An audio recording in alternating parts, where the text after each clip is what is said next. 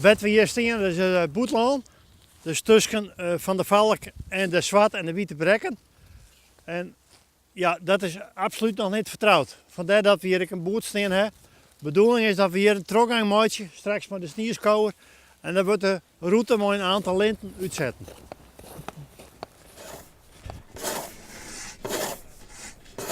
Daar verderop is een stempelpost. En de tweede stempelpost is daar. Nou, in rondje is het goed 2 kilometer. Nou, dat is voor gezinsdag fantastisch. Het ijs is vertrouwd? Nou, we kunnen er niet doorheen een zakje, want de ijs ligt op de bodem.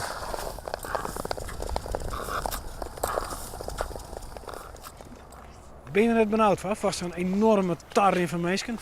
Nou, ja, wij zijn er helemaal op berekenen. We hebben maximaal 2400 mensen kennen. En dat zit ik in de APV-regeling, de vergunning met de gemeente.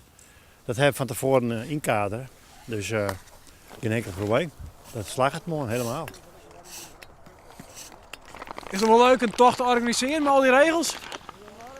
Jazeker, hartstikke leuk, want dit is wijze wat oors. Normaal dan een half uur bezig op het kunsthuis op de 10:30 met de trainingsgroep.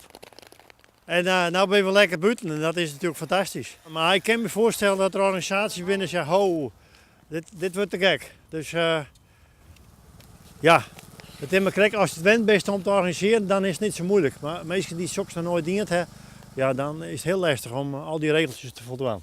De bedoeling is dat we hier een trokgang maken, snier wordt naar voet hellen en dan gaan we die kant weer uit.